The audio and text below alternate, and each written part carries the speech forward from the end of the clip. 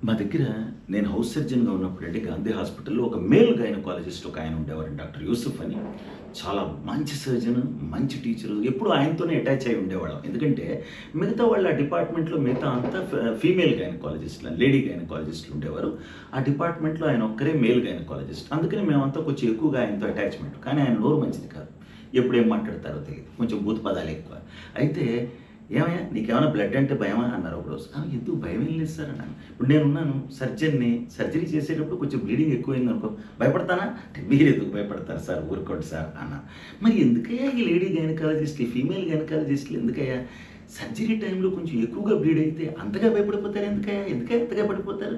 నాకు అర్థం కాదు. సర్జరీ టైంలో కొంచెం బ్లీడింగ్ ఎక్కువైందనుకో అంతగా భయపడిపోవాలా? ఎందుకంత కంగారు? ఆ! After all they bleed every month. After all they bleed every month. Female గైనకాలజిస్ట్‌లయ్యా వాళ్ళకి బ్లీడింగ్ ఎప్పుడు చూడలేదంట.